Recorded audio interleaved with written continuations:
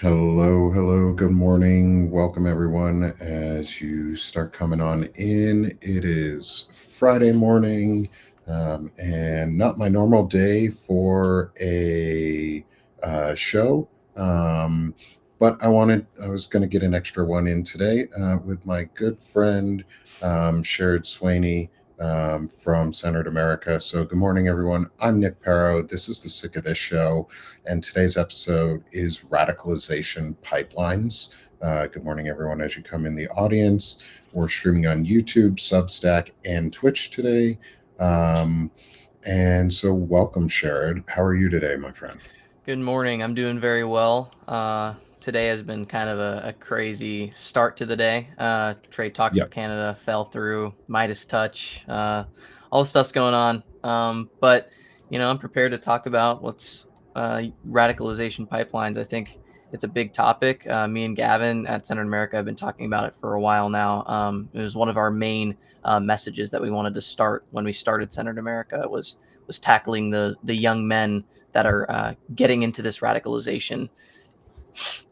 yeah, and That's one of the reasons I really like. That's actually one of the reasons I really like the work you guys are doing. Is because one of your focuses has been on colleges and things like that, and how you can fight back almost against it as an anti-turning point, or Yeah. uh, the alternative to a turning point is a pro-democracy and real centered discussion that isn't centered on moral differences of personhood or radicalization, but on like real ideas. And so I want to go into those because with you this morning, but I do want to touch on something first.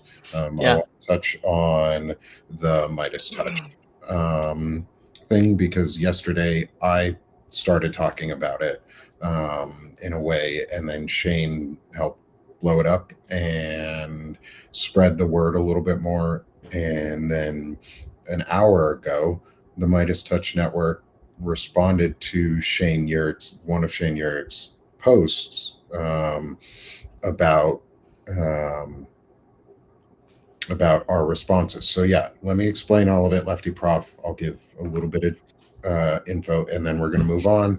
Once I want Sherrod's opinion on it. We have a quick discussion, and then we'll move to our next conversation piece, which is our radicalization pipelines. Um, so the destruction of the East Wing of the White House. This is where this is all stemming from. Is the uh, dictator in charge of the US government right now destroyed the entire East Wing of the White House without any permits, permission, oversight of any sort, doing multiple felonious acts and um, implicating a ton of people in felonies. The Our response to that was, there is nobody filing lawsuits. I'm not a lawyer. I cannot do that. I cannot file lawsuits like that. Like, I don't have that background. But there are major networks that we have supported that do active work, typically for pro democracy or democratic party level messaging. A lot of times, it seems nowadays, um, was we are calling out the Midas Touch Network as to why they did not have a coordinated response as a bunch of lawyers. Why couldn't they have a coordinated response with those who are still currently practicing law to proactively and preemptively prevent things like the destruction of the White House? Um, and so I'm going to show on the screen here, real quick, Shane's message that he put out. Um, and before I do that, we're going to welcome Gavin on as well. Good welcome, Gavin. How are you today? Gavin Favor. Good. How are you doing, Nick? I'm I'm doing good. We're Awesome. renting a little bit right now on Midas Touch's response to Shane Urick, on calling them out for not doing actual active engagement. Um, and an hour ago, the Midas Touch Network responded to Shane Urick in a thread on a note, and I want to show it. And I want y'all's opinions on it before we get into radicalization pipelines, because I'm a little pissed off that Okay. they're not doing shit that's actionable and meaningful. They're just getting a lot of money, and we don't know where it's going. Um, so, good morning, Gavin. Welcome, my friend. It's good to see you Thank with you, It's us. gonna be a big day. It's going to be a fun day. And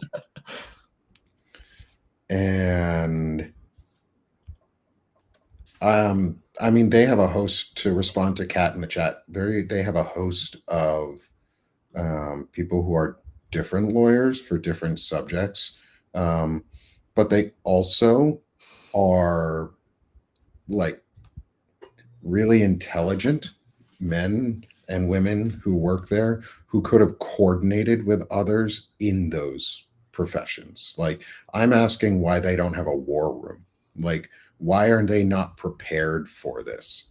Why is there no preemptive action? Why are we always on the defense instead of the offensive?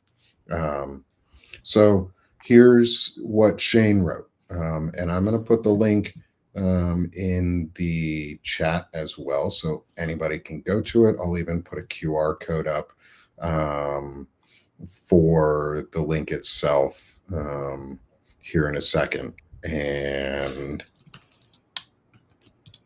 we're going to talk about this.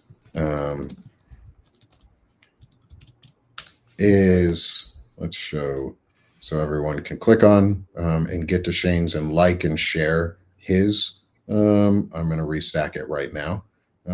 Like, restack, comment is Shane said, "I'm sick to my stomach. I'm appalled by the lack of action by people who are supposed to be leaders to fight for us. Midas Touch Network, I cannot begin to describe the level of your failures. The East Wing lies in ruins, and you did nothing. For $10 a month, hundreds of thousands, maybe millions support you. And of all things, you could not mobilize a network of lawyers to file a suit. At minimum, you can begin preparing a class action lawsuit for the people to punish the companies and president involved. It is time for Trump v. the people of the United States." So before we get into Midas's response real quick, what do you guys think of Shane's message? Because I 100% agree. Look, I think that something we have to note is that we have smaller platforms. That doesn't mean we're not powerful, but we have smaller platforms, and we are boosting, independent media, action steps, independent journalism. We're doing the whole 9 yards. People that have larger platforms like Midas Touch, like Aaron Parnas, should be taking those legal action steps and even amplifying them bigger than we can. If we're doing the work at a small scale, they should be doing it at a large scale. And we're seeing that that is not what's going on. Midas Touch not putting in those legal action steps is absolutely appalling. So I agree with Shane.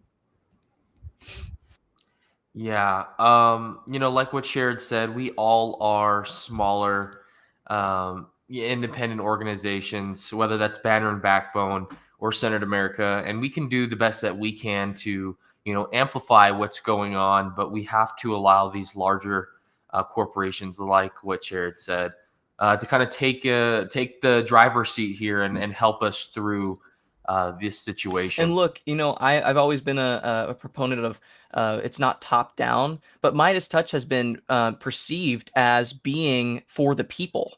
And so now that they Yes. have this huge platform, it seems like we're trying to, we should be able to depend on them because they have said we could depend on them. And now they're not letting us depend on them. And so we, as smaller platforms, have to take up that work that they are not doing.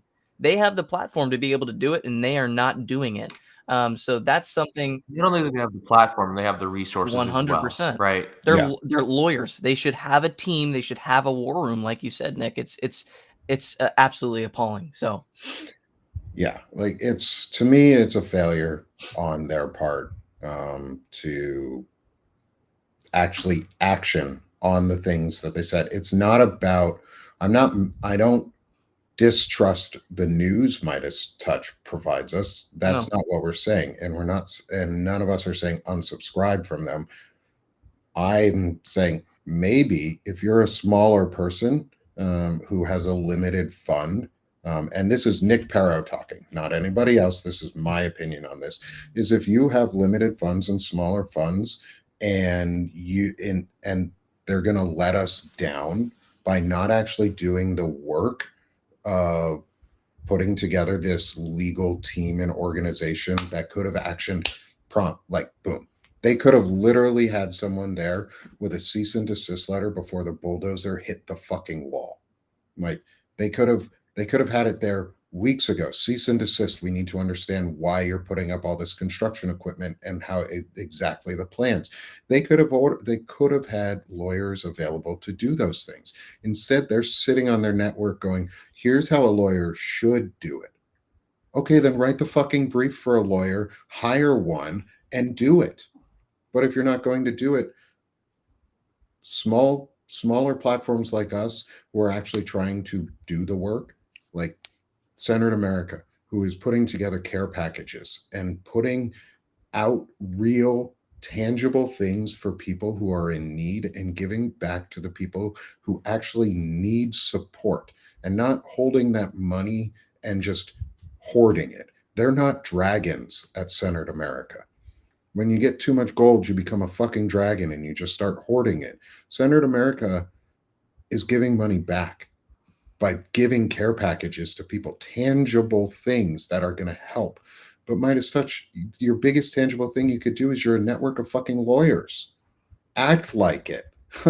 Like, act like you were lawyers one time and write lawsuits, Yeah. write legal briefs. Do more than just go, we're a news network. Okay. Banner and Backbone's a news network. But Nick Paro, the individual, can do other shit. Like, so Exactly. I also Definitely. think like if people are putting money into these publications, just like people put money, we get paid subscriptions. We're gonna do everything we can with that, funding.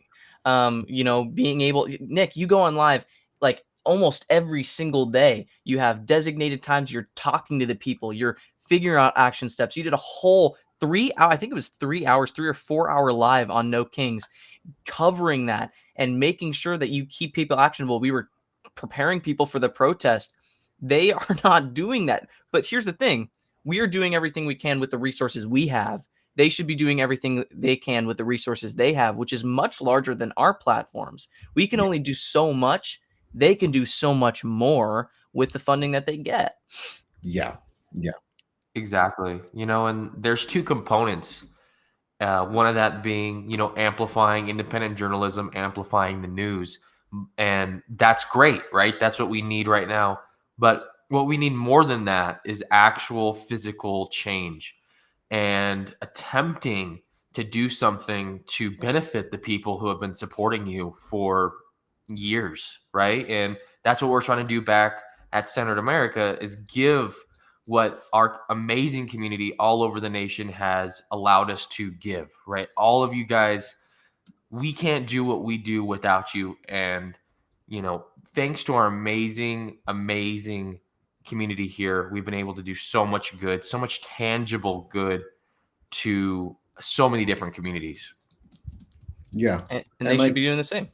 yeah, and it's like one of our subscribers said in the chat was legal AF does keep us updated on the legal news. I'm not complaining about the updates that they provide us on news and the information they give us in any way. I love the information. I'm glad they do it. Yeah. We need them to do that. We're asking them why they didn't have an active plan in place to go on offense. They're on defense. They keep saying, oh, the Democrats are always on defense. Everybody keeps saying the Democrats are always on defense. Well, fucking go on offense. You go on offense by having a war room of people who are prepared ahead of time to file lawsuits with pre-prepared lawsuits and things written out. They can do that. They do it all the time. Lawyers do that all the time. Is pre-write like simple lawsuits. Like the framework of a law of a filing is just a structured document. Like they could have had all of this ready, because if if Gavin and Sherrod and I can think of the idea that, oh, the ballroom is coming, and this is where they're going to put it, and oh, it looks like they'll probably demolish the East Wing in the process. If we can think that simply of an idea, and we're not lawyers, they can do it too. If it took Shane 10 minutes maybe to find the 3 laws that were violated, like federal statutes and laws that were violated, and flooded the inbox of the company doing it. Midas Touch didn't do that. Midas Touch didn't restack Shane's work. We restack their work. Why aren't they restacking ours? Why aren't they restacking the work of people who are actually putting in the effort and giving real content back? So I'm not going to read Shane before I'll interrupt just for a second before we go on, just so that I can move the screen down. I'm not going to read Midas's response other than our job is to be a big megaphone. No, the fuck it's not. It's to be more than that. I will not play their even video. if it is, you can do more personally. I like what you said, Nick, where you have Banner and Backbone, but you are also Nick Paro, and that's a great point to make, right? If you're committed to the development and rebuilding of this democracy after this administration shreds it to pieces, you can't just hide behind that shroud and say, hey, we're just a big megaphone here at Midas Touch. Be something bigger than that. Be something that the people can be proud of supporting. And I don't denounce anything that they do with the news, like you said. I mean, they're a great, responsible news organization that provides adequate news for the situations constantly happening. But we'd like to see more out of these individuals at Midas Touch. And I want to address some comments in the chat, because I really care about these comments. I think that these individuals, their voices matter, and I want to address them. So Lynn and Cheryl, what you're saying about Dems fighting Dems, that's how we lose. What you're saying about infighting makes us look weak. We are not saying that what Midas Touch is doing is completely something we shouldn't support. We agree. I mean, we love independent journalism. That's what we do at Centered America. The problem is that we need to keep democratic messaging and progressive messaging cohesive. And when you have billionaires, when we condemn billionaires, when we condemn oligarchy, when people in our own party or when people with our same views are not utilizing their resources to actually do something for us, we have to say something. Even though we can, love that they are reporting on the East Wing or love that they are giving that journalism to us, they can't just be a megaphone if they have those resources. And that's what we've been fighting for. No Kings is against these billionaires. No Kings is against hoarding money and taking it away from the people. It's putting that and using it for the people. And it's not just infighting. It's not just trying to fight back Dems versus Dems. It's we need to hold everyone accountable. And if we don't do that, we can't actually properly fight back against the Trump administration. It's the same thing with Graham Plattner that we were talking about.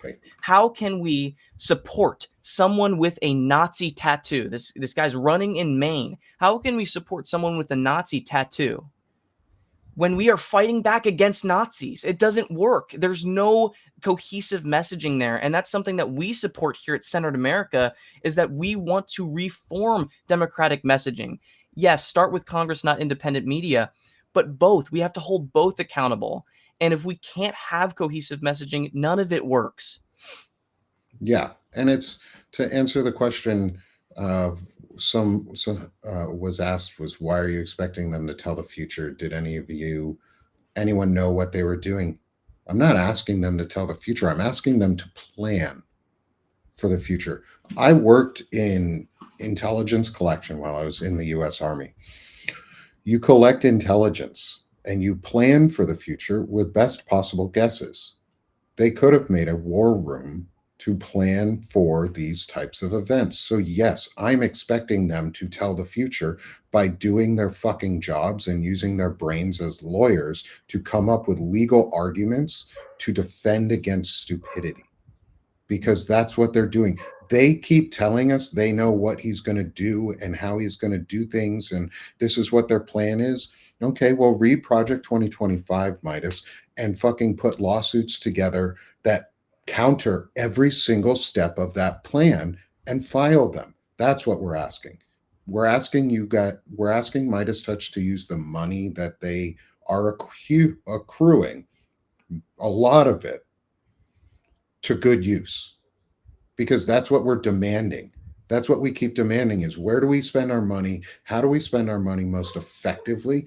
And if they're just going to hoard it, it's not effective. They're just becoming the billionaires themselves. So yeah, I am being sensitive on this because it impacts me, because I'm an independent journalist on the left who has supported Midas Touch for 2 years now, and I want my money going to a good place and a good reason, not just for somebody to gain wealth. I want it to save my democracy. So, yeah, I'm demanding more of them because you all demand a lot of me. I should demand even more of the bigger networks. And, I'm gonna, bounce off of that, Nick. I think that we can't be surprised anymore what Trump is doing, right? Yeah. And this whole independent journalism can't be leading with surprise breaking news. It has to lead with, we knew this was going to happen. Here's the action steps, because Trump is predictable. We can't say that we're surprised by anything he's doing. Project 2025 is being actively implemented, even though he lied about it during his campaign. He actively said he's separated from Project 2025, and then he just tweeted that Russ Vought, he's working really closely with Russ Vought. So we know that this is what's going on. We can't be surprised anymore. And Midas Touch and Aaron Parnas, yes, I love that they're, independent journalists, but we can't lead with breaking news, be surprised. No, we're not surprised anymore. Now it's time for action. And I think a lot of you in the chat want action. A lot of Mm-hmm. you want those action steps. And the biggest thing we can do is urge these organizations to take action. That's what Exactly. we do. And you can't argue that Trump isn't predictable when they literally handed us the playbook. I mean, Project 2025 is a written out description of what they are planning to do with this term. And to say they're not predictable, to say that they don't know what's going to happen next, is simply just a misstep and not true. I mean, seriously, they have the playbook that we can read at any time. And I agree with what Nick said.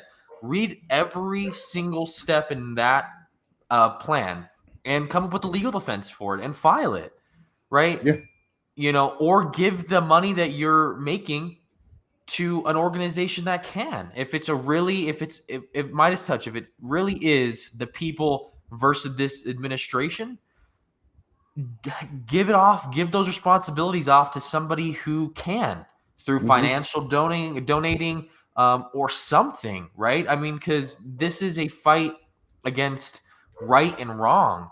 And Yeah. if you're not doing anything but telling us what's wrong, then there is not going to be any progress. I mean, And we can do all that we can as small organizations, but we need these larger organizations to step up and fill in those gaps when necessary. And it's not like we're waiting for them. Clearly, us at Centered America, at Banner and Backbone, Nick Paro, Shane, we're not waiting. We're doing the work that we can with the Exactly. resources we have. And guys, in the chat, I agree with all of you. I think that your voices matter, and I love, seeing what you're talking about Dems infighting. We agree. Sometimes, like, that is I mean, that's definitely been a something big that, issue that we've been yeah. talking about. Literally, our mission statement is reuniting disillusioned Democrats. There Yeah. is a clear objective here that all of us are trying and committing to, which is Mhm. redeveloping the narrative and redeveloping that communication between Democrats, Republicans, and overlooked communities, right? Yeah. And we Yeah. can't do that. And Joan, I agree with you. You've been looking at what the brothers talk about, and they've been getting a little redundant lately. Dimitri, I know you want action. Shane actually put out a whole note, basically saying, "Hey, here's Clark Construction. Here's the construction teams. Here are the contractors. Contact them." He gave, phone numbers. He's flooding the voicemail boxes. We want to try and take action. Of course, we're not going to wait for them. We're not going to wait for Midas Touch to take action. But we also have to urge these large organizations and publications to do something, even if we respect a portion of what they do. There's a lot larger things that they can actually spend their money and resources and time on. Yeah. So thank you for everything you're putting in the chat. We appreciate all your comments, and and appreciate all of the feedback that you're giving us. We want to make sure that we're having those conversations with you to really get a cohesive messaging, because all of you are involved. You make these publications. You make Centered America. You make Banner and Backbone. You make Sick of This Shit Exactly. publications, and we care about what you have to say. But we're all going to talk about it. We're all going to have these conversations because we care about the betterment of America and this country, and we care about what people do with their resources and their money and time. So And I think that's a great segue right into the heart of our discussion is radicalization pipelines and how you guys at Centered America, but also you guys as individuals, Sheridan, Gavin, individually, um, you guys fight back against radicalization efforts. One of the reasons I love Centered America so much and the work that you're doing, um, and I'm actually now, I think, almost $10 freer this month after canceling a YouTube paid subscription. Is I'm going to put that money towards Centered America instead. On a monthly basis, because there's actionable results that come out of it. Like accountability for your actions is a huge part of radicalization, is the unaccountability level and not being held to the same standards or a standard at all. Can you guys introduce to us like who you are and how like radicalization pipelines and right wing pipelines specifically, I don't refer to them as far right or alt right anymore. They're just right wing. Um, is how have they touched your lives? And how did that help get you to the place you are now to found Center America and do the work you're doing? I'll introduce the organization, and I think I'll pass it off to Gavin to talk about the radicalization pipelines, because honestly, Gavin has such intelligent words about this. This is something we talked about from the very beginning. Centered America is a 501c4 organization. Sorry if you can't see me. There we go. Okay. Centered America is a 501c4 organization defending democracy, resisting authoritarianism, putting out resources for the people to really fight back against this administration. And we started it together. We started it with the idea that we wanted to, sway and reform democratic messaging to be more representative of the people. So I'll pass it back to Gavin, and he can talk about. Yeah, so the radicalization pipeline of the youth in this country has been very prevalent for about a decade now. And we've started to see a lot of these individuals that get caught up in this pipeline are young men. Now, I'm not saying that they are the only group that does get caught up in this, but it is the overwhelming majority.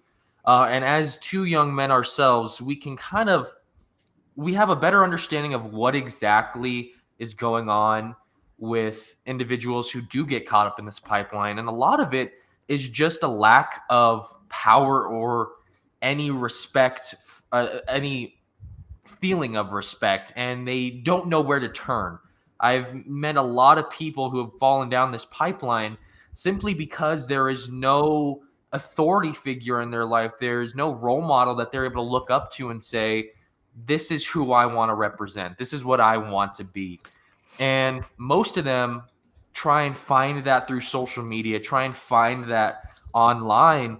And what ends up happening is they fall down this pipeline of misogyny, sexism, racism. And that's because these creators are misaligning and confusing these young men into thinking that a lot of the respect is given simply as a, let me see how I can frame this here. A lot of this is simply because they confuse respect with power. And because of that, there's so much confusion within young men where they don't know how to earn the respect of their peers. And they simply try and do that through power and through degrading individuals. And, Sharon and I have met a handful of people that have come up to us and have simply said, hey, this was something that happened to me.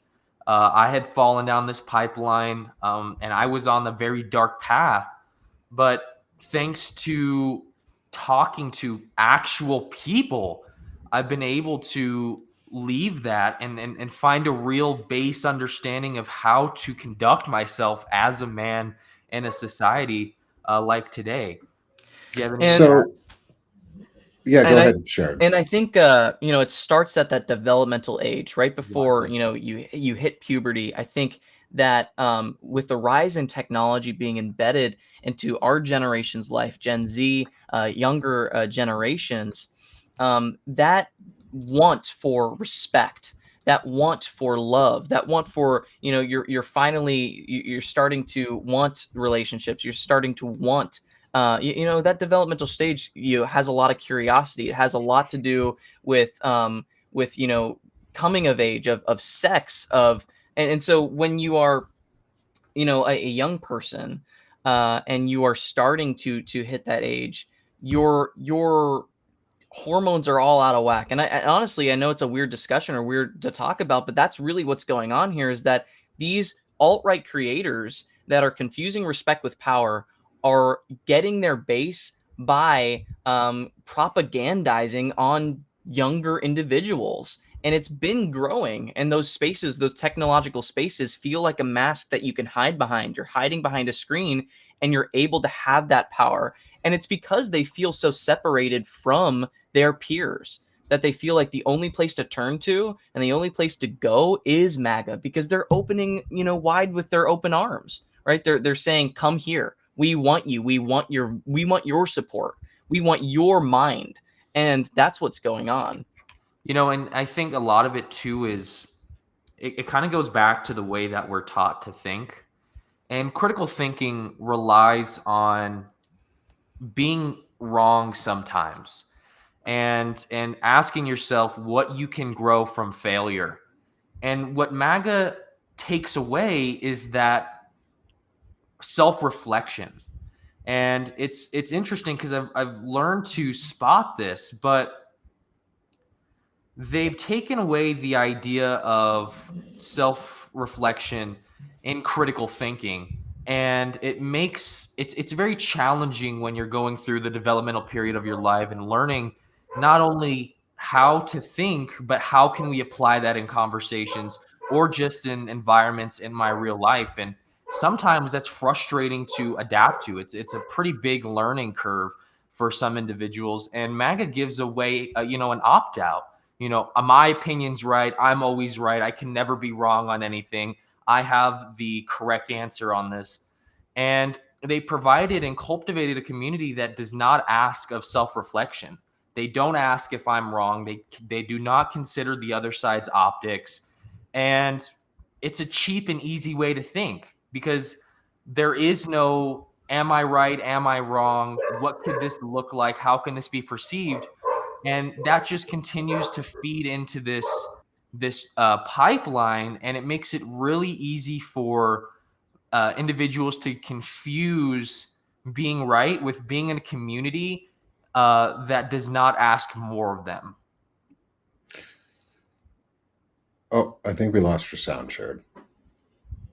Sorry, I was muted. Alexa, hang up. Oh no, you're good. The I think one of the biggest things that I get out of what I'm hearing from you guys on this is the ability to have a lack of accountability. Is the alt right or the right wing or the MAGA pipeline or whatever it is we want to call it, red pill, black pilled, which is even different and another entire topic that we could talk about, and I've talked a little bit about with some folks who have some really interesting. I don't know if you know her cat, her son, and his partner came on on Banner and Backbone and talked about the alt right pipeline and black pill, and trans, or sorry, looks maxing, and which is a weird thing, but I think it all fits into this. Is how have you guys grown?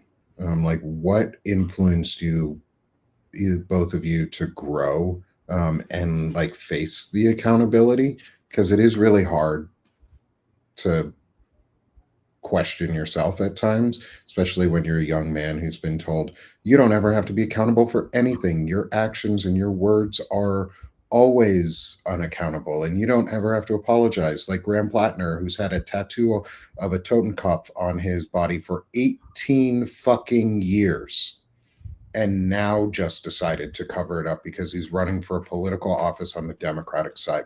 That's not accountability. That's not facing the actions or consequences of your actions. That's just pandering. So, how do you feel about things like that?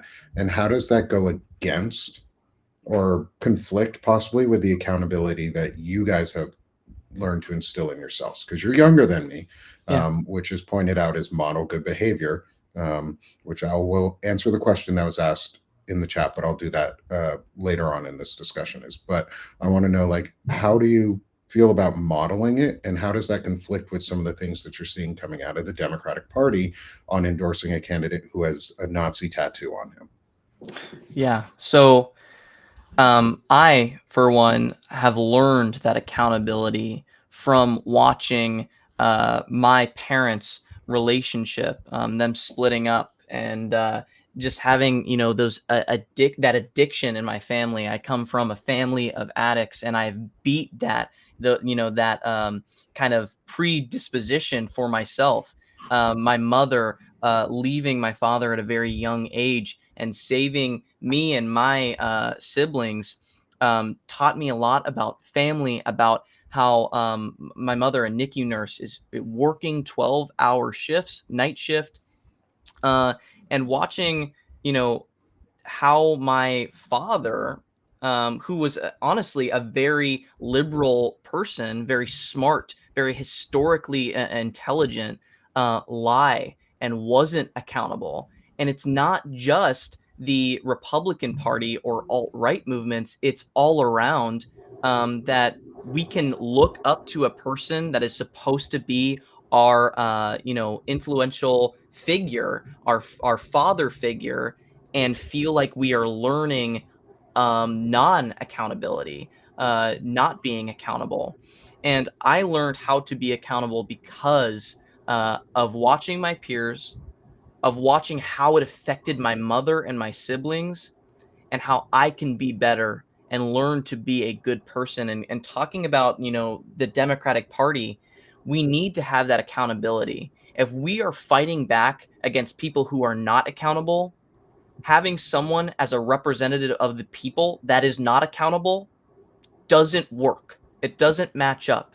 You can't go, you know what? Let's fight not accountable with not accountable. It doesn't work. You need to have someone that's accountable and for the people to fight back against someone that is not accountable. And what I posted today, Nick, I restacked your post and I said we can't have Nazis fighting Nazis. It doesn't. It's not a thing. Yeah, it doesn't work. Which Nazi do you want to win? They're both fucking Nazis. Exactly. Yeah, great there, Sherrod. Responsibility and accountability have been instilled in me in a very young age. I've had the great pleasure to have such an amazing dad raise me for my 19 years here on Earth, and he instilled in me the values of responsibility and accountability through just his actions and showing me how he conducts himself as a man, both socially and as both socially and professionally in the world, and being able to look up to that and seeing how a man conducts himself has really provided me a stable idea of how I can pertain that to my life and how I can continue to grow into a more accountable and respectable young man here. But I would like to add another thing as well. Both Sharon and I are artists. And a lot of being an artist is failure and continuous failure until you finally have success. And, through the trials and tribulations of just art and learning how to be expressive taught me that failure is not a bad thing. Failure is a way to self-reflect and to learn and to grow. And I think understanding that not only just from an art perspective, but from applying that to your real life and your individuality makes me and makes my peers more. When I say peers, me and Sherrod, it makes us more conductive to hearing out other people and understanding that just trying and doing something, whether or not it fails or not, is a great start to something bigger. And I think also as young men, me and Gavin grew up together. We've had times where we were, not the best of friends or the closest Exactly. because of things that had to do with that coming of age. Growing up together, we had fights. We had these periods of who's going to be the most accountable first. And it was kind of this like test of where are we here? Who do we want to be and who do we want to be together? And I think when we started Centered America, we had looked back and realized that we have grown together. And I think having, a support system or having a good role model, which I look at Gavin as a role model, and I think that, he would look at me like a role model. We both have found that with each other. And I think a lot of people who surround themselves with people who aren't role models or surround themselves with people who aren't accountable are not going to be accountable, and it's a lot harder to find that accountability. And so when you are an individual, a young person that's first like real entrance into society is surrounding yourself with these alt-right creators, you're surrounding yourself with these figures in your life that are not accountable and don't want you to be for the betterment of their channel and their platform. And so I think that a lot of it is that these young individuals are surrounding themselves with other individuals who are not in the best interest of them and their emotional expressiveness, authenticity. Yeah, I think that, I've had the pleasure of growing up with Sherrod, and I think that we have one of the greatest developmental assets I've had throughout my entire life was Sherrod, and still is Sherrod, because we hold each other accountable even when that means an uncomfortable conversation, or when that means taking a step back and trying to figure out how to resolve a problem that we're having. Accountability is not always easy, because it asks yourself to look at the preceding failures and say, how can I grow from this?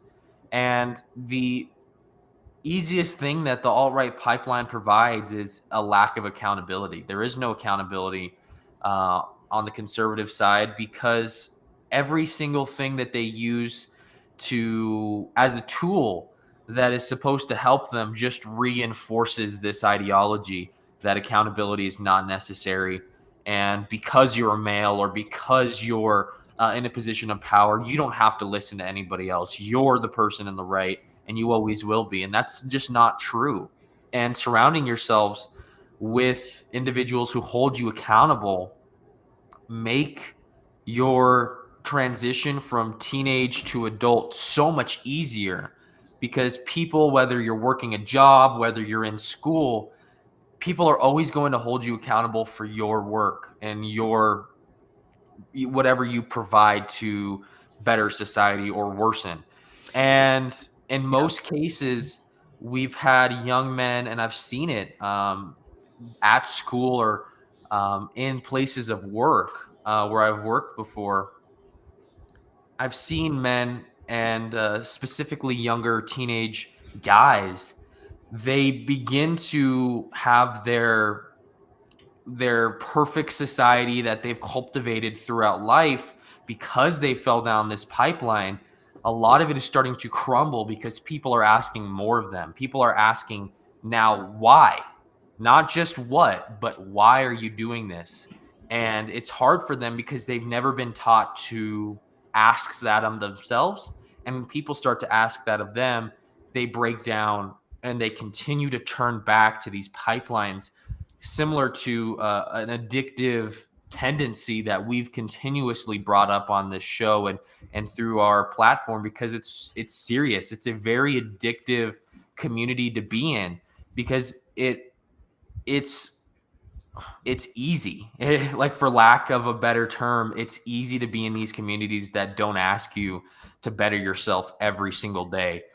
Yeah, and I think it's that rejection, right? When you're growing up and you are starting to, want to get a partner, or you're starting to have crushes, right? As a young man, especially, and you are, getting rejected, right, by your peers. Your immediate kind of your notion is to go, well, fuck that. I don't want anything to do with those people. And who is there with open arms saying, you're right, you hate them. You hate marginalized communities, and you hate women, and you hate who's rejecting you, is those creators, those YouTubers, those, that like that space, that clickbait titles space is, you're right.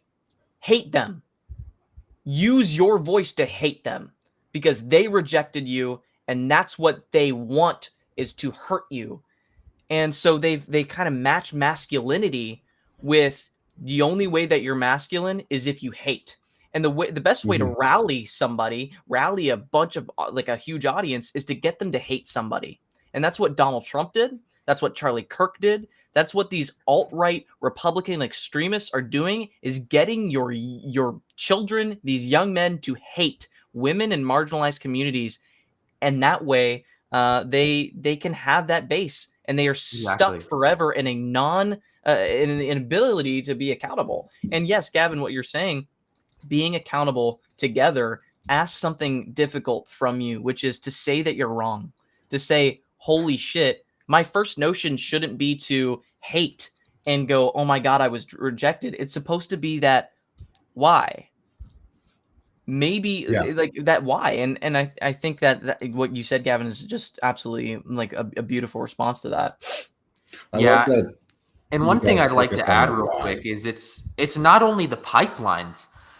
This is being reinforced in the house, by, whether it's a parental figure or a guardian.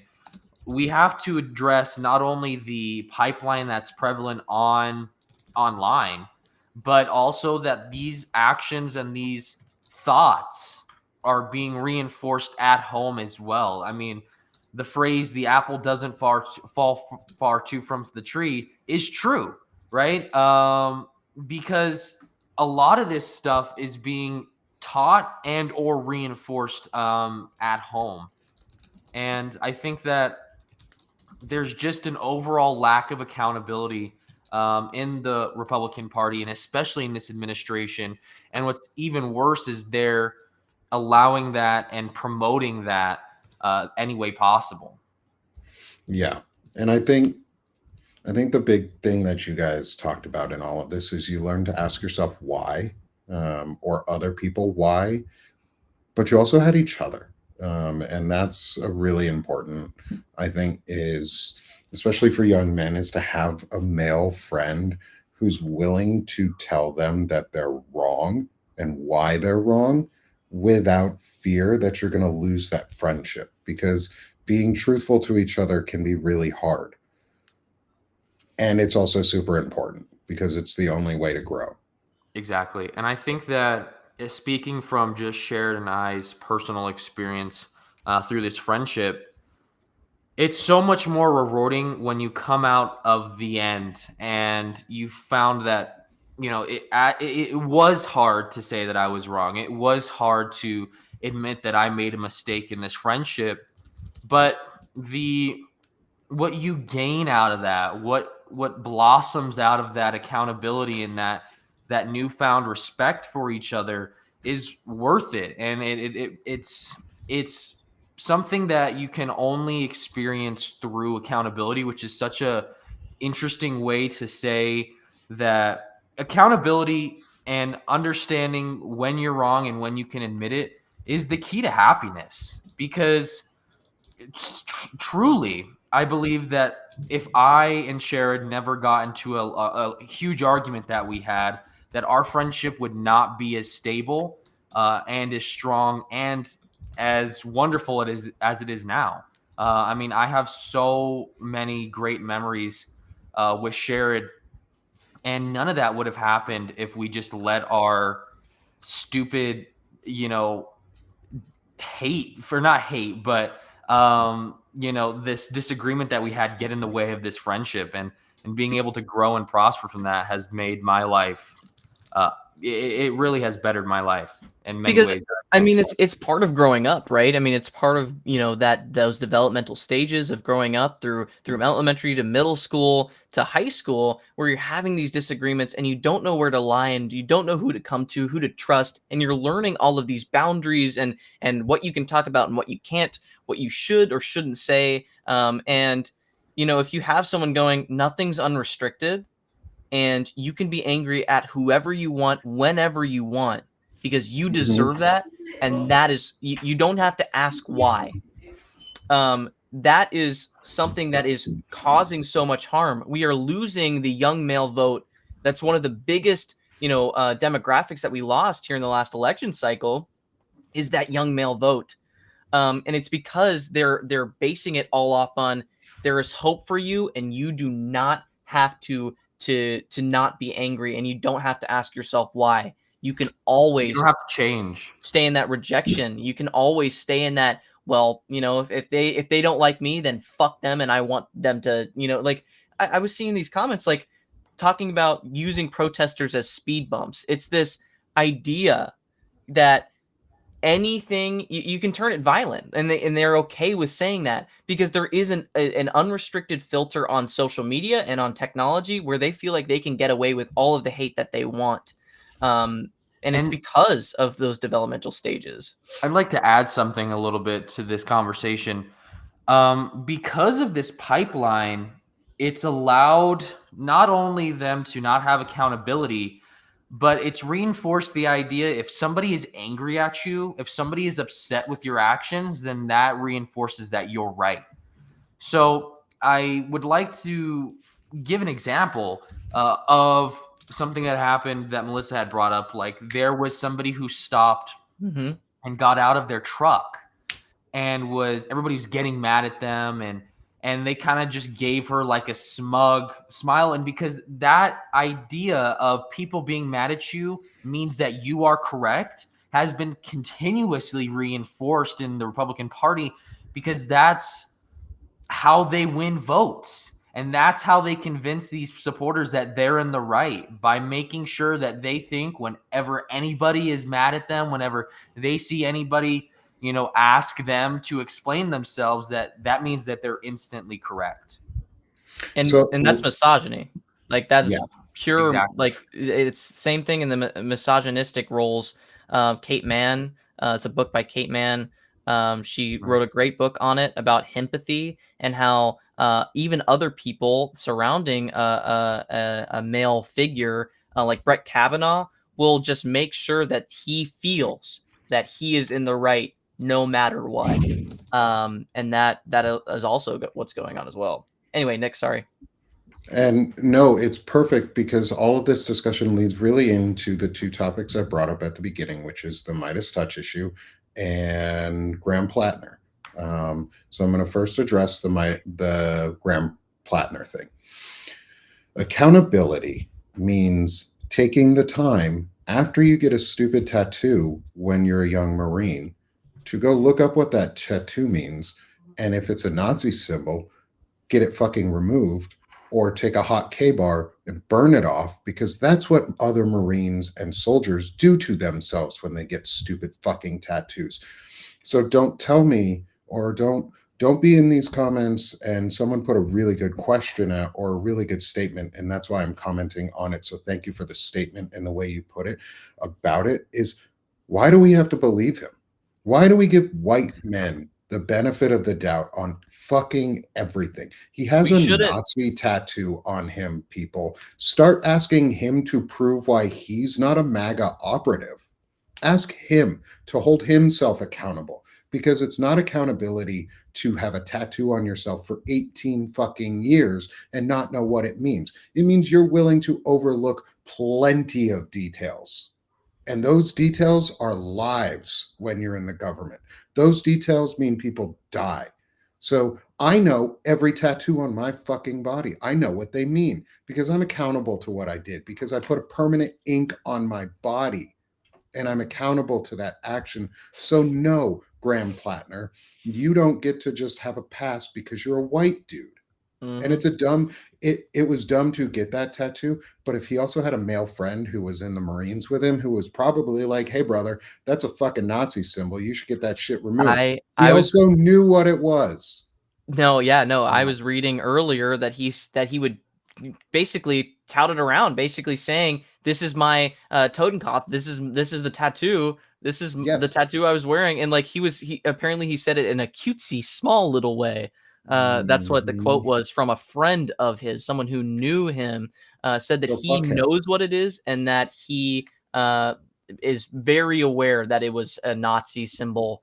And I'm going to just put this out there, giant star David on my forearm. I put it there for a reason because Jewish people have a history of World War II where on their forearms they would have numbers tattooed into their arm to categorize them and label them for the Holocaust and for concentration camps, which is why I have a giant Star of David. So people who keep telling me, just get over it.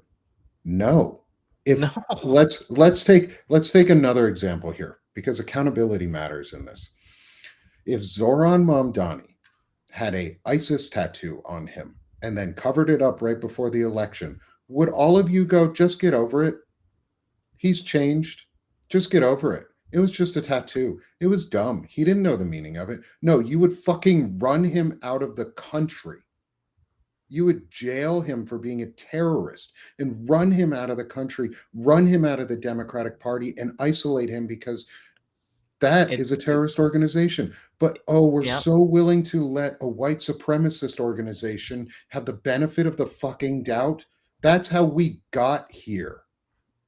Exactly. I like what someone said. Yanni said, "A butterfly over your ass is a drunken mistake. This tattoo isn't that." Yeah, and that's what I was saying is like, you can grow as a person, but you can't do it in the U.S. Senate. Okay, like especially when it's a Nazi symbol. It's like, what are we? Who are we trying to have us represent us? Yeah. Right? You can't go, okay, well, he's growing as a person. It's just, it seems like that same empathy, like idea of, well, he's just stupid and he didn't know. It's like, no, if you want to run for U.S. Senate, you need to fucking know. That's baseline. That's the bare minimum. If you want to, have a position of power and have constituents, you have to at least know what they care about. Exactly. Google takes 5 fucking seconds too. Like you could just take a picture and be like, what does this mean? What does this tattoo mean? Literally take your fucking phone and go on to Google. Like they have Google has a platform that you can take a picture of an image and it will show you exactly what it means. He had friends who told him he knew what it meant. I don't buy it as an excuse. It's fucking bullshit. So and there's no accountability if we let him off the hook. Exactly. And we cannot become what we are talking about here on the podcast today. We have to hold these people accountable because we know the other side won't. And that's what's going on is they're trying to push us into an extremist left. Like they're trying to push us in the same way that they have been pushed. And we have to say no. We have to say we're going to be accountable every single time, and that's how we win. But also this idea of, well, we have to fight back. We have to get someone younger. Is this the best they have to offer? Really ask yourself in the chat. And anybody in the state of Maine. Plattner. Yeah. Is this the best we can do? Well, this is not. There's so many people in Maine. I grew up in Vermont. I know people in Maine. I knew this state. Like, it's a beautiful place. There's so many great and amazing people who live there. One of you step up instead. Yeah. Like, I don't live in Maine, so it cannot be me. Run for office. If you're in Maine right now, fucking run. Like, there's an organization called What's it going to hurt? The citizenry is going to say, like, yeah, no, we don't want you in the end. What's the worst that can happen right now? Is somebody says no? Like, if you don't have a fucking Nazi tattoo on you, if you're Nazi tattoo free and you got some good progressive values, and you're already better than the previous candidate. You're better than Graham Plattner.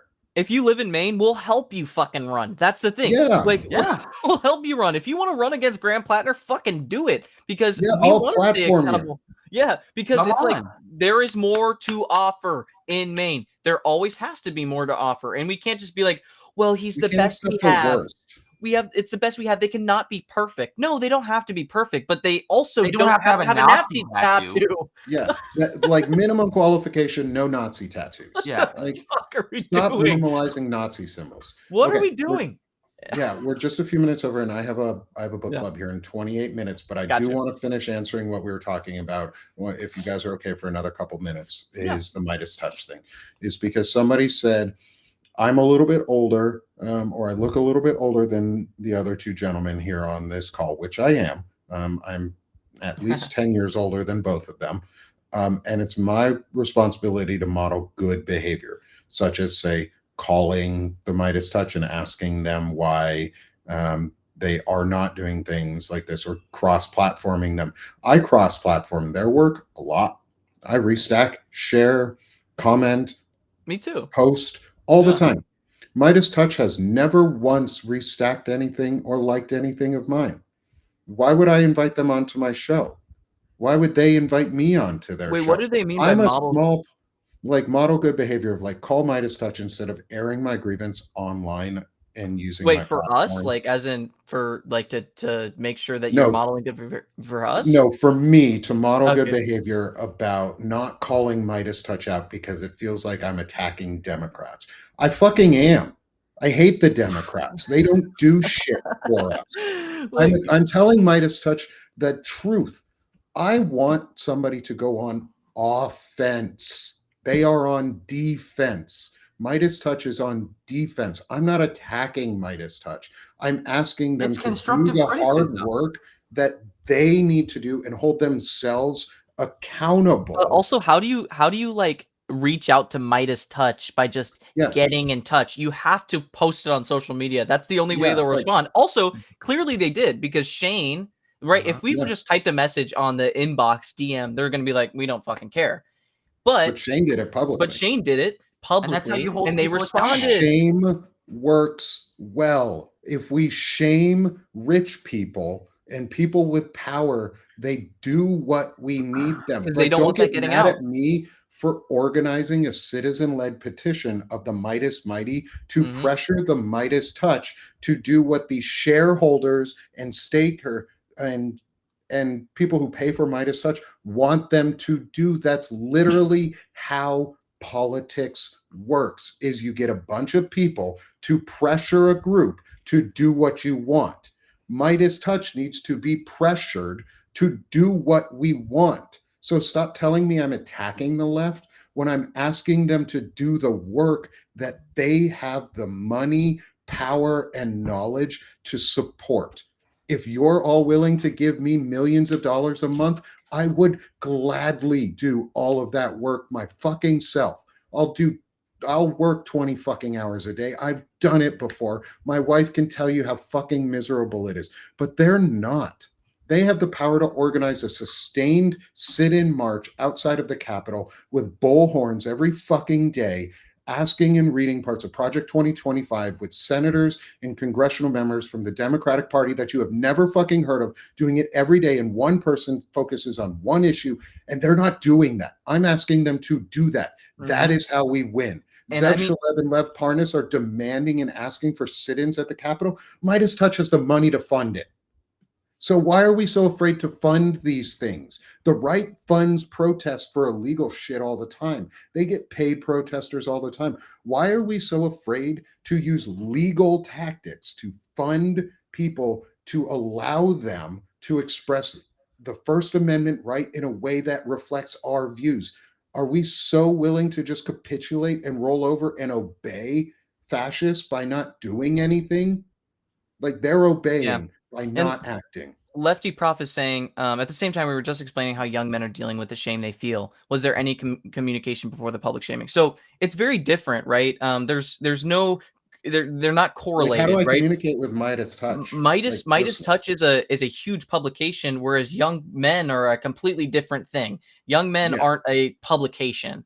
So when we're talking to a corporation, an organization, a publication, that's completely different from the other topic. But I agree with what you're saying. Like, we were just talking about shame, but being able to pressure an organization to do what the people want, I mean, all of you guys protested, right? We were all protesting the same shit. We were doing the work, right?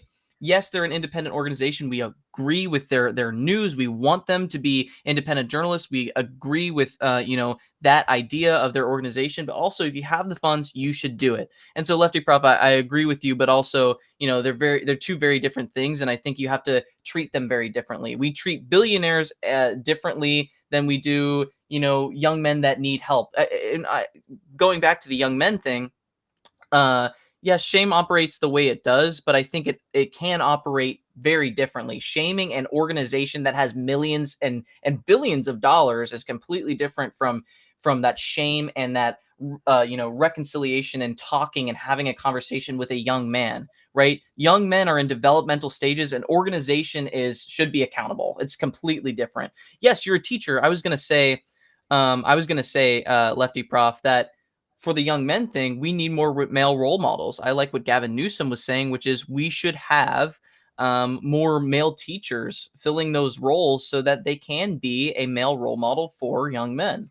Anyway, sorry, that was a little rant, but No, but like the idea, and I get the public shaming rarely got me there. Unfortunately, for most of us here, I'm going to say something that may sound controversial, is it's not about your feelings. It's about theirs. And the only thing that a lot of these young men respond to is authority figures of some sort. They need to see you as authoritative. That's really what it is. It's not about shaming. It's not about bullying. It's not about being mean. It's about being authoritative. And that's really uncomfortable it's a parenting for style. a lot of other men to do towards men. This is a men's issue. Like, I'm not calling out any women in the crowd in any way. This is a men specific issue right now, is because men are leading the charge towards fascism, are dragging us and pulling us screaming towards fascism because it's easy for them. It's about accountability. And there's a difference, like Sherrod, you just said, is public shaming for an organization. I'm also not really shaming them. I'm asking them to do more. I'm asking them to use the resources that we pay them for good, like to actively protect our democracy, not just report on it failing. Like, okay, cool, you wrote a book, but who's going to fucking read it if we're not here? If we're not here to do something, it's a little and funny. I don't have the money. It's all about money. Yeah. I don't have $1 million to file a lawsuit, hire a good lawyer, and have a legal team that would actually win this case. Yeah. The Midas touch does. It's a little funny and contradictory because we in this chat, and I know a lot of you in this chat, are for boycotting organizations. And if the argument is that we should talk to them and have a conversation beforehand and nicely write a nicely worded letter or email to them before we do this boycott, it doesn't get anything done, right? Billionaires, we know, and people with money, we know that doesn't do anything. Writing an email and going, let's have a conversation. Please use our resources to the benefit of the people. What is that going to do? If we're going to get organizations to do what the people want, it has to be public pressure. And we know that. And I know you guys know that. I know you guys in the chat know that as well. Like, we care about boycotts, right? Mm-hmm. Yes. So Lefty Prof saying shame isn't the right word. Yeah, exactly. It's like we have to put public pressure. And that is it's also an organizing tool. Social pressure doesn't have to be a bad thing. It's keeping others accountable. It's like, yeah, it's fucking writing a letter. Just stop giving my money. Exactly, Noble Blend. It's like, we agree and want to boycott these companies. We're stopping giving money to Hulu. That's how we got Jimmy Kimmel back on. If that's what we're going to do, if you agree with social pressure, then you agree with asking and putting public pressure on Midas Touch. We're trying to get Midas Touch to work with us. Yes. But boycotts are the same thing. I'm not trying to get Midas Touch to work with me. I'm trying to get Midas Touch to work for me. There's a very big difference. I do not want to work with Midas Touch. They have a network. I'm building my own network. I'll gladly work alongside them and support their work and promote their work, but I want them to work for me as the shareholder, as the person who pays for their private business, as the person who pays for parts of them to have a media empire and have the money and resources that could be used. It's not like I totally agree with you, Lefty Prof. I love this conversation and I appreciate you pushing back because we're, like you said, we're not really disagreeing in any way. It's not, we're not shaming them. We're putting public pressure on them as the people who need their power. They hold power and influence that my 5,000 subscriber publication does not. They have millions of views. I have 100,000 a month, like maybe a little more, maybe a little less sometimes on this channel so far. My stuff has gone down, which is really weird because I do a lot of work and my stuff has gone down. And I don't think it's because of y'all. I think they changed how the algorithm works. Is like, but also the idea of like, yeah, we could go to the Ask Me Anything or ask the editor of Midas Touch. So I'm going to go on to a live stream with Ron Filipkowski and Ben Mycelis and demand this without any support, knowing that anyone has my back. That's going to be my first action is I'm going to go tell Ron Filipkowski and Ben Mycelis how to run their network or how to file a lawsuit. No, I'm going to use my platform to build up public support for the idea that Midas Touch is not doing enough with what we are providing them, because in an age of fascism where there's hyper lying and hyper like no information and no transparency, you have to be hyper transparent to do the right things. Sherrod and Gavin are super transparent about what they use the money and the funds that you guys provide them with on Centered America. I don't have any funds to use other than what is being paid to support growing this publication and paying myself just enough that my family can survive. Like, I don't take money out of my business, either of them. Banner and Backbone is using money to fund and support Melissa Corrigan and the work that she's doing in independent journalism, just like Gavin and Sherrod are supporting Melissa Corrigan. We're supporting someone who's actively like researching, and we're tiny networks compared, millions compared to thousands, guys. Like, that's what we're asking. We're asking them to do the work that they have the capability to do, not themselves. They don't have to be the ones doing it. I'm not asking Ben Mycelis to go get his bar license back, go back into a courtroom and argue it. I'm asking him to help find the other lawyers and set up that network really, really fast, or it should have been done a while ago to, already pre-do this stuff so the White House didn't get half fucking demolished. Yeah, and it's like, well, why don't we ask, all the 250 people on here, ask yourself, if you had that platform, what would you be doing with those funds? And if you said, and it's like, we are asking, sorry, before I jump to that, I just want to butt in one more second. I think we are also asking everyone in the chat to also stand with us, right? I think all of you want to keep people accountable. That's why we're having this conversation. That's why you've stayed this whole time on the live. If you can help us keep organizations accountable, it helps. It does. Clearly, Midas Touch responded because they're afraid of that getting out. And now, again, I want to preface, we do support Midas Touch and what they're doing with independent journalism. We just want them to use their resources to help the people as well. Gavin? Yeah. I was just going to say, we're simply asking them to do what we would do in their situation, right? And I don't think that's too much to ask. No, I think that's the minimum we can ask. Like, that should be the minimum standard, is if Centered America if I was in this situation, what would I do? Touch, we would have lawyers on the ground yesterday, right? Yeah. Like, I would have had a lawyer Tiananmen Square and standing right in front of the fucking bulldozer with a cease and desist letter signed by a judge going, "You fucking run me over."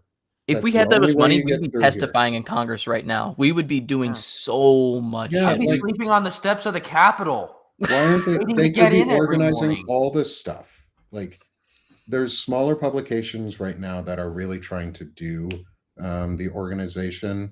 And I'm not asking you to stop supporting Midas Touch. I'm asking you to reconsider some of your funds. And if you're supporting them on multiple platforms, then Maybe you don't have to use that money to help smaller platforms grow and get truth out, such as Centered America, um, and help them get the truth out and information out. And you guys, I'm going to give you here a minute to reach out or to tell everybody how they can support you in all the ways. And I'll put your QR code back up too, because one leads to Substack, one leads to your website. And I want you guys to sell yourselves, because the work you're doing is really important, and it's really, I think, is going to be really beneficial to actual people. Yeah. We talk a lot about accountability and tangible progress in the Democratic Party. This is what we're doing right now. Actively, we're currently raising money to develop and build homeless care packages to vets who have been put out on the street, and to individuals who need it and the most in our community, because that's what progress looks like. Even if we can only do a handful this time, I always like to say the first step is always going to be the smallest, and we didn't realize how quickly we'd be able to grow this amazing organization. And this time next year, we may have 100,000 followers instead of just 10,000, right? So I just want to say, before Sherrod gets into what Centered America is, I just kind of want to say thank you to everybody watching this live, to everybody who support Centered America, Banner and Backbone, or any of our partners here. You guys are the ones that are enabling us to do this work, and I just want to say thank you. Yeah, thank you so much. And Nick, we support your work too. We became a paid subscriber to you as well. Centered America did. And so we really appreciate your work as well. Centered America, for anyone who's new, is a 501c4 organization defending democracy, resisting authoritarianism, giving people the resources to fight back against this administration. You can find us everywhere, just with Centered America. All of our social media is Centered America. We have pretty good search engine optimization, so you can just look it up. We have a website. We're also basically we're doing a fundraiser, like Gavin was saying, for care packages for veterans and marginalized communities. You can buy a t-shirt, and those funds help support those care packages and giving back to those veterans. We are also giving back independent journalism and putting out actionable resources. So we prepare people for protests. We have tons of different resources for you on our page as well, like a Social Security crisis plan. We're talking about we're writing legislation right now to hold the Department of Defense accountable, and making sure that they are audited and pass an audit. That's something that we want to do. And we're working with Banner and Backbone and Nick Paro and Melissa Corrigan and Shane Urich to really fight back. And that's what we're doing. We want to boost and amplify smaller publications because we're doing the work. And we appreciate all of you. You've made Centered America, and we can't be more grateful. So thank you. And thank you guys so much for being here. I really appreciate the paid subscription from you guys and the support, but also just the conversations. It's been great to get to know you two, and I can't wait to keep building this relationship with y'all. Us too. And appreciate it. And as you guys said, I have two. I'll plug myself here real quick. Is please first become a subscriber with Centered America. Become a paid subscriber if you can. They're amazing. Their work is really important, and I absolutely support what they're doing, and 100% just give them the support I can and where I can in promotions, because it's going to make a difference. And I'm working closely with them on my other platform, Banner and Backbone. Please come support me there. It's a small independent media network that I'm co-founder of with Lawrence Winterman. We work with incredible contributors like Shane Urich, Melissa Corrigan, Ellie Leonard, Walter Ryan, Jacob Summers. We have a book club, Anti-Fascist Book Club, coming up here in 10 minutes with Chris Goldsmith is joining us. Tara Devlin will be there. Hopefully Stephanie Wilson will be able to make it with us as well. We have an incredible crew that comes. So please join us there. Banner and Backbone, it's new small independent media. We're trying to get the word out, and we're civic focused and giving you actionable things that everyday people can do, and things that you can work with. And then finally, come support me here at Sick of the Shit Publications. I'm running a 50% off sale right now for the rest of the month.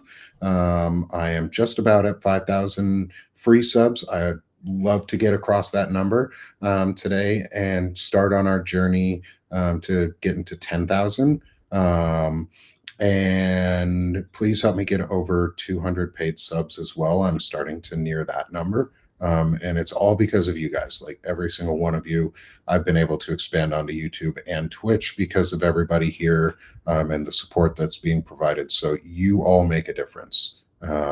So thank you again. Thank you, Sherrod. Thank you, Gavin, for coming me. And I look forward to talking to you guys again on Wednesday next week for our normal shows, but also looking forward to just continuing these discussions. So thank you so much, everyone. And as I always say at the end of the shows is let's stop being sick of this shit and let's start doing this shit, which means call people out for their mistakes, hold them accountable, and promote the truth, and demand those who have the power to do something to do it. So thank y'all. I'll see y'all soon. Thank you. And join me over on Banner and Backbone here in a couple minutes. Thanks, everyone. Have a great day. Thank you. Thank you.